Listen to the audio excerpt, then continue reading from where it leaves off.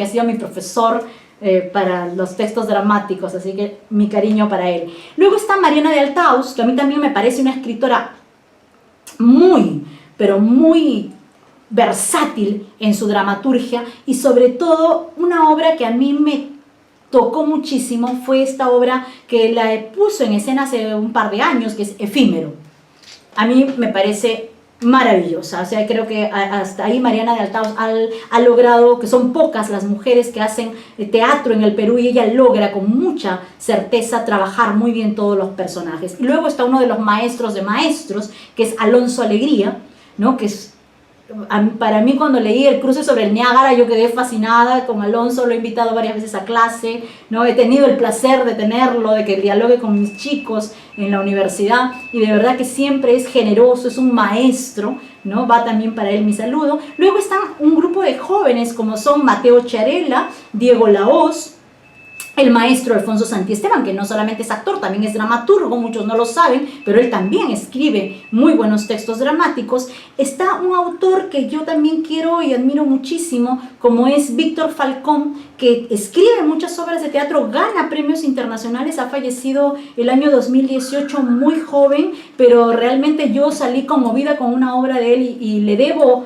a Víctor Falcón haber escrito un poema porque me cautivó una obra, ¿no? Entonces yo creo que cuando el teatro logra eso, ha logrado el objetivo que querían los maestros Antonín Artaud, Bertolt Brecht y todos los demás. Luego está Eduardo Adrianzen, que quizá muchos de ustedes lo recuerdan más por los guiones de telenovela, ¿no? Pero también escribe textos dramáticos. Y por supuesto nuestra autora invitada de hoy, que creo que yo he leído todas sus obras, por ahí tengo todos los textos de ópera, me falta el tomo 2, pero la quiero, la admiro muchísimo, hay una amistad entrañable con ella desde hace muchos años, que es Marixa Núñez, a quien ustedes van a tener el honor de escuchar y de seguramente volver a tocar todos estos temas que yo los estoy tocando de una manera muy general y superficial, para poder entrar luego en diálogo con Marixa y podamos hacer una cuestión mucho más práctica, mucho más dialógica, en la que podamos aprender todos mutuamente. Creo que por mi parte, hasta este momento, voy a quedarme ahí y voy a darle el pase a Marixa Núñez, al doctor González Montes, para hacer la presentación respectiva. Muchísimas gracias. Muy bien. Entonces vamos a presentar a Marixa Núñez. No es fácil hacerlo porque Marixita tiene una trayectoria muy amplia en el tiempo, en el espacio, así que me voy a permitir un recurso que no sé si sea del teatro o alguna otra actividad, pero con el propósito de destacar todos los aspectos de su vasta obra teatral, de su vasta obra en el campo de una serie de géneros nuevos relativamente en el Perú. Voy a permitirme presentar en determinados momentos. Ahora voy a comenzar con un párrafo, ¿no? Para que podamos escucharla, y luego en algún pequeño paréntesis que haya, pues completaré esta información, porque creo que todos los que escuchan deben conocer todas estas facetas, toda esta producción. Comenzaré con un dato personal. Marixa Núñez, que trabaja en Finlandia, fundamentalmente se mueve en la Europa oriental, es una persona muy importante, sin embargo es peruana como nosotros, y siempre vuelve al Perú, y la prueba es que ahora está en el Perú en este momento pandémico, nos está acompañando, y eso nos reconforta y nos fortalece. Y yo tuve la suerte, cuando comencé a trabajar en San Marcos, de conocer a su madre, Carmen Luz Bejarano, distinguida integrante de la generación del 50. La vi muy pocas veces, pero en las pocas oportunidades en que alternamos, me pareció una persona muy cordial, muy amable, muy considerada con los que nos incorporamos a la docencia. Y ahora me explico por qué Marixa ha llegado tan lejos, tanto en el sentido artístico como en el sentido geográfico. Es nuestra representante en Europa, en Finlandia, ha trabajado en su obra temas fundamentales de la cultura contemporánea, y por eso creo que con ella nuestra frontera de la cultura se amplía. Por eso voy a permitirme leer en este primer párrafo para darle el pase a ella, pero luego haremos que en cierto momento en que ella se tenga una pausa, continuaremos, porque vale la pena leer este extenso o relativamente extenso currículum vitae, porque creo que todos, por el hecho de que Marisa está más tiempo en el extranjero que aquí, es necesario que retomemos, que tomamos nota de todo lo que ha hecho. Por eso, antes de ceder el uso de la palabra, voy a leer este primer párrafo, que no va a ser el único, porque aprovecharé cualquier momento para completar esta información. Marisa Núñez, y ahora ya en la presentación formal, es poeta, narradora, dramaturga, libretista de óperas y directora de teatro, por si fuera poco. Obtuvo su máster de artes en el Instituto Yeresin de Moscú en 1986. Fíjense ustedes, Vallejo de los pocos que llegaron hasta Moscú. Bueno, Marisa ha seguido ese camino. Ha publicado 6 poemarios: Passio Secularis, Creatura, Amor Vivus, Nocturno, Le Jardin Secret y La Cotidiana Nada. 2 libros de relatos, Yo y otros cuentos y Noria. Es autora de un musical, El Vigilante Enmascarado, de algunas piezas de radioteatro y de 9 piezas teatrales, Niña de Cera, 3 historias porteñas, Culervo, Tango Solo, Habanera, Hemingway, Comediantes, Baila con la Muerte y Sueños de una tarde dominical. Esta última obtuvo en Madrid, por unanimidad del jurado, el premio María Teresa León. La obra se estrenó en Lima en el año 2000, en una coproducción peruano-finlandesa. En el año 2001 se representó en el Teatro Municipal de Turku, antigua capital finlandesa, y en el año 2004 en el California Repertory Company, Estados Unidos, siendo calificada como una obra maestra del teatro contemporáneo. Entonces esa va a ser nuestra primera introducción a la figura de la cultura actual, de la cultura mundial realmente. Creo que Marisa ha llegado a lugares donde ningún otro autor ha llegado, y eso es algo que no podemos dejar de reconocer. Agradezcamos a esta pandemia que ha hecho posible el que podamos contar con ella, y sin más, pero con cargo a completar este currículum en algunos momentos, le cedemos el uso de la palabra a nuestra queridísima. Le recibimos con un fuerte aplauso virtuales, por supuesto, para escucharla atentamente, porque los temas que ella trata son verdaderamente extraordinarios, y que es un orgullo para la cultura peruana, latinoamericana y mundial, ¿no?, el que podamos escucharla gracias a esta magia de la tecnología. Marisita, con nuestro agradecimiento por participar en esta cátedra universal de la literatura latinoamericana de San Marcos, porque más tus padres, creo que ambos fueron sanmarquinos. Tú desde ya mereces una mención honrosa de San Marcos para volcar lo mucho que has hecho y sigues haciendo, incluso en estos días de la pandemia. Así que para nosotros va a ser como descubrir un continente nuevo, nos vamos a renovar. Tú tienes el uso de la palabra a partir de este momento, Marisita. Buenas noches a todos. En primer lugar, Antonio, te agradezco muchísimo a ti, y te agradezco también a ti, Eliana, porque juntos han creado este ciclo de encuentros, de conferencias, un honor realmente. Les agradezco la invitación a participar en esta actividad y agradezco también a todos los que están presentes, a los que están en este momento con nosotros. Y bueno, Antonio, sabes el respeto que tengo por ti, por tu trabajo. De igual manera. Lo mismo contigo, Eliana, ¿no? Es el respeto por todo ese trabajo de años, ¿no?, que han hecho los dos en el mundo de la literatura, de la cultura, del arte en general. Y bueno, sí, la pandemia me ha pillado aquí en Lima y ha sido un periodo, yo creo que a todos nos ocurre, ¿no?, en este momento inédito para el mundo, para todos nosotros, donde la palabra clave es claramente incertidumbre.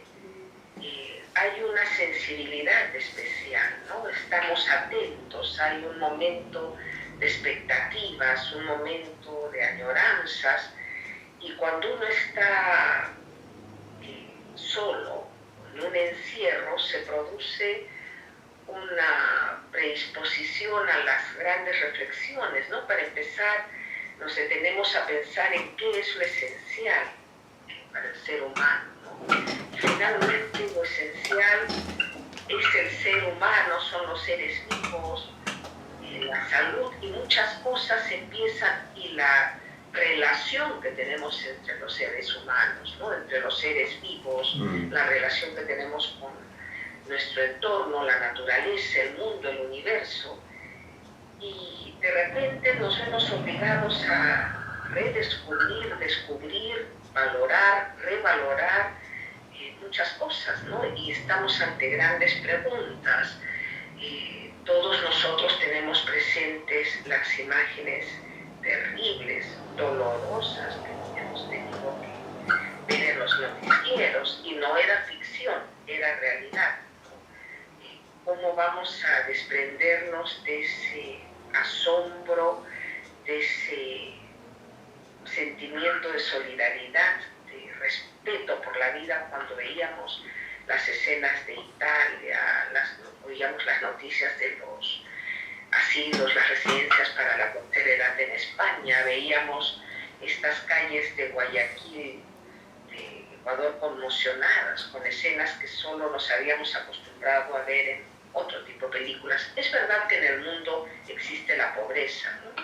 Es verdad que existen problemas sociales muy serios. Es verdad que la salud no es un problema resuelto en el mundo, pero es la primera vez que el mundo ha compartido una misma situación, un mismo drama al mismo tiempo, ¿no?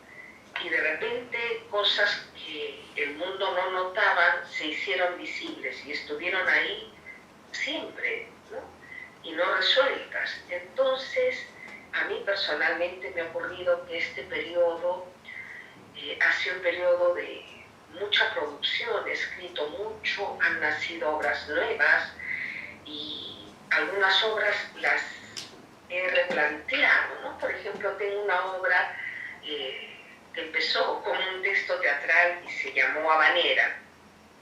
Después lo transformé en libreto de ópera y se llamó Soledad, en 11 instantáneas, jugando con el nombre de Soledad del personaje y el estado de soledad. Pero cuando de repente empezó este mes de marzo y llegamos a abril, revisé el texto que iba a empezar iba a entrar a un proceso de composición con el musical, y ahí vamos a empezar a ver posibilidades de realización escénica, etcétera, pero era imposible, por ejemplo, en este caso, que la obra tuviera el mismo final. El mundo había cambiado y yo tenía un personaje situado en una residencia para la tercera edad.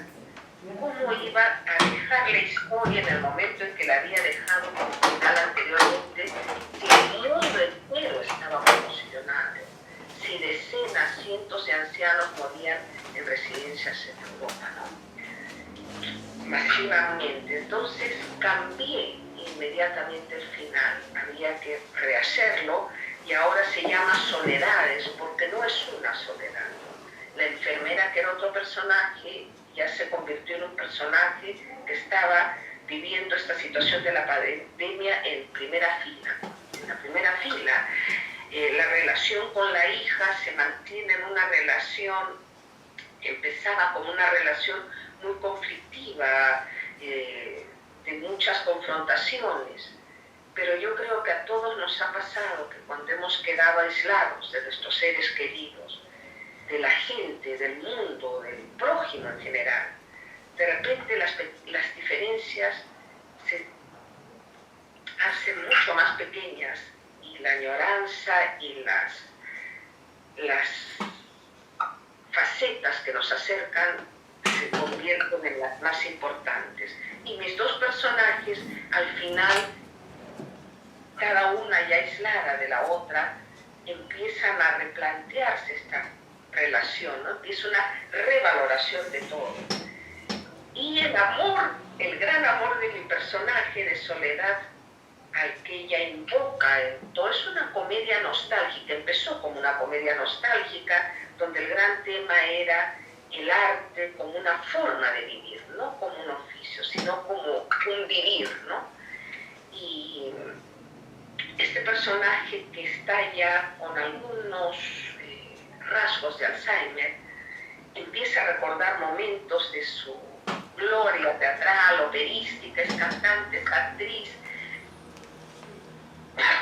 vuelve a sus personajes y empieza a desear reencontrarse con Alexander, el gran actor, cantante de ópera con el cual ella ha compartido muchas obras y con el cual vivió una relación única. El personaje reaparece de una manera muy bella, ¿no? Porque Soledad ya está en una nube, está en una isla donde escucha que se canta en los balcones, ha visto en las noticias escenas terribles, pero no, por lo menos no nos da a entender de manera directa que sea consciente de lo que está pasando en el mundo, que es la pandemia. Y llega este personaje que va a darse cuenta rápidamente que ella ya está partiendo hacia otra dimensión, ¿no? Por este problema mental. Y la obra termina con un cuarteto, ¿no? Es una obra que ya empezó a trabajar una compositora, Claudia Sofía Álvarez, una compositora muy joven, y al final tenemos un cuarteto donde van paralelamente las líneas personales de los personajes y lo que está viviendo el mundo, ¿no? Toda esta introducción para reflexionar sobre varios aspectos que ha mencionado Eliana, ¿no? El teatro como una necesidad inherente al ser humano. Necesitamos ese diálogo con nosotros mismos, ese diálogo con nuestro entorno, ese diálogo con el medio, con un contexto social, político, en general, ¿no? Con un contexto que va más allá del territorio que habitamos, más allá del tiempo que vivimos, más allá del espacio donde nos tocó nacer, y luego este diálogo vital con el espectador, con la persona que está escuchándonos, leyéndonos o asistiendo en calidad de espectador o de oyente a una manifestación escénica, artística y escénica en el caso del teatro, ¿no? Y por eso es que de repente veíamos en el periodo de la pandemia, desde que empieza la pandemia, gente que salía y se ponía a cantar en el balcón.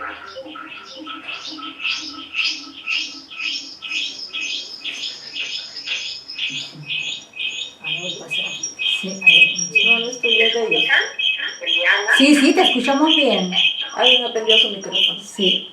¿Me escuchan bien? Sí, te escuchamos Sí, te bien. escuchamos bien, te escuchamos Te bien. escuchamos bien. Acá había unos soniditos. Sí.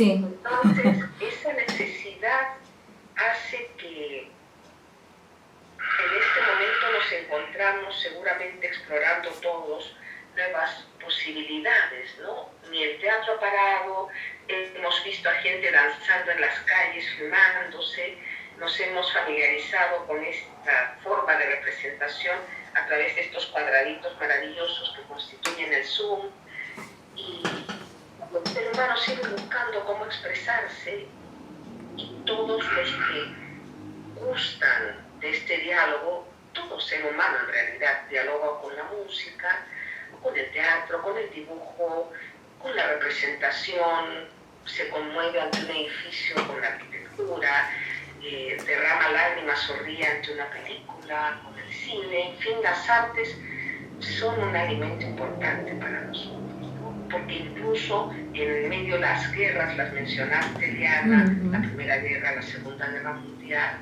en el África, en lugares donde la situación social a veces es realmente muy cruda, la gente danza, baila, y eso es maravilloso, ¿no?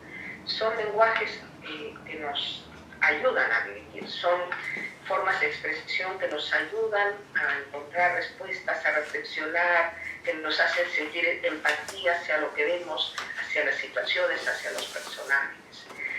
Y más que nunca en este periodo, el sentimiento de responsabilidad como escritora, sobre todo como ser humano, porque finalmente, sí, uno tiene sueños y quiere verlos realizados, ¿no? Pero la meta mayor es ser mejor persona día a día. Finalmente de eso se trata. Pero claro, en calidad de escritora, todo este es un proceso de reflexión sobre cuál es el trabajo del artista, cuál es su relación con la sociedad, con la vida, los otros seres humanos, los otros seres vivientes, cuáles son también los temas que yo he tratado, por qué los he tratado y qué quiero tratar. Ya tengo más de 60 años, cumplo 62, entonces también uno se da cuenta de que ya hay una madurez un poquito mayor que la que tenía hace 10 años o 20, y también se pregunta qué es lo que quiero hacer ahora, qué es lo que me gustaría alcanzar a trabajar, ¿no? Y me he dado cuenta de que, revisando mi obra, quizás hay un tema que si no se detiene uno a pensar puede parecer solo un tema entre muchos. Pero ahora entiendo más que nunca por qué ha sido mi tema, ¿no? Creo que todas mis obras de alguna manera giran alrededor del tema de la libertad, pero una libertad entendida como algo que de manera muy real, muy orgánica, puede existir solamente ligada a la justicia, a la dignidad, a la igualdad, a todos estos pilares importantísimos para una sociedad justa, ¿no? Y no es la sociedad que tenemos en este momento, no es el mundo que quisiéramos tener, ¿no? La pandemia nos ha mostrado las partes más dolorosas de lo que hemos logrado hacer, y también la esperanza de que podremos hacerlo mejor, ¿no? Depende de nosotros finalmente.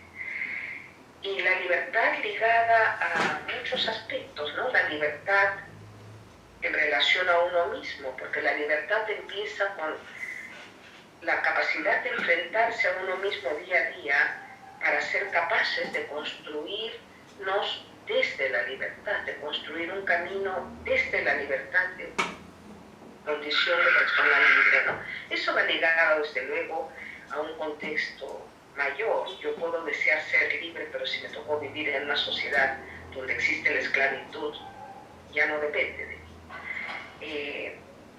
Pero digamos como meta, como posibilidad de deseo y de sueño y de derecho y deber el nuestro por luchar y hacer todo lo que de nosotros depende para conseguir esa libertad, ¿no? Porque incluso si a veces alguien no lo consiguió, con la forma de vivir, con un canto, con alguna frase que dejó a la siguiente generación, a la generación que va a relevar, deja enseñanzas también de metas de hacia dónde debemos caminar. Y la libertad también en relación a la sociedad, a un sistema político, la libertad que abre también preguntas como qué es el poder, qué es una democracia, qué es un sistema de represión, etcétera, etcétera, etcétera, ¿no? La libertad y el poder en la relación personal, social, en fin, más amplia, ¿no? Y entonces, claro, hay lógica en la manera en que han ido naciendo personajes en mi obra, temas en mi obra, ¿no? He abarcado temas muy diversos, los temas históricos, me interesa mucho la historia, me interesa mucho la psicología, entonces he escrito varias obras de carácter psicológico, y me interesa el problema de la identidad, me interesa el problema de la sexualidad. También hay una obra, por ejemplo, Isabela, donde la sexualidad es un tema no tan tratado en la ópera contemporánea, en la ópera en general, ¿no?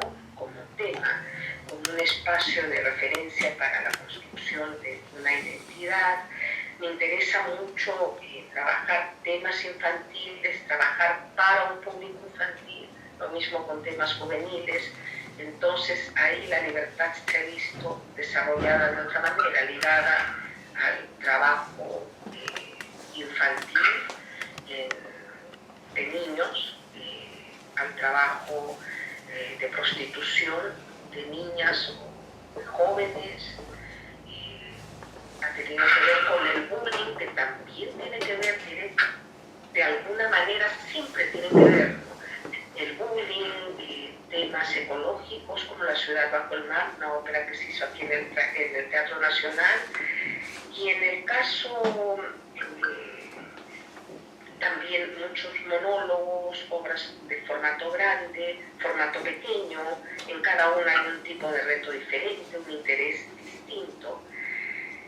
Y también, claro, ha marcado mi trabajo el hecho de que, como ha mencionado Antonio, como ha mencionado Eliana, desde muy niña yo empecé a soñar con la posibilidad de irme, quería viajar, quería conocer Europa, me enamoré de Tahití. Para mí Tahití representaba la sociedad ideal, ¿no? Supongo porque vi los cuadros de Gauguin. Mi madre enseñó, poeta Carmeluz Bejarano, además de familiarizarme con la literatura, y mi padre con la música, con el surrealismo. También ella enseñó historia del arte, entonces eso significó que las artes visuales de todo el mundo del arte en general estuvo en casa, y supongo que viendo la obra de Gauguin me enamoré de Tahití, ¿no? El tema de la utopía ya empieza a ser un tema importante muy niña, muy jovencita. Después va a aparecer en obras como Sueños de una tarde dominical, va a aparecer en un libreto que estoy trabajando sobre el Che Guevara, va a aparecer en distintas obras, ¿no? Que poco a poco van a aparecer en esta conversación. Y bueno, viajo. Mis padres, recuerdo, me veían soñar con irme por el mundo y pensarían, bueno, ¿qué posibilidades reales va a tener esta chica de salir? Económicamente ellos no hubieran podido facilitarme esto. Finalmente la vida hizo que yo consiguiera una beca, me fui a estudiar dirección de coros y me traslado de Perú a Moscú, y alcancé a vivir desde el periodo de Brezhnev hasta Gorbachev, ¿no? Con una escala en el momento en que ocurre Chernóbil, digo, porque es un hecho tan importante y que también va a marcar mi obra, ¿no? Y alcanzo a estar desde Brezhnev, Andropov, Chernenko y luego Gorbachev, ¿no? Entonces alcanzo a ver el otro gran sistema del siglo en que yo he nacido, ¿no? En el siglo XX. Y después, por razones personales, me traslado a Finlandia y puedo conocer la realidad política, social de los países nórdicos, ¿no? En donde hay mitos de lo que viene a ser, de lo que es el capitalismo y la sociedad que representa la Unión Soviética.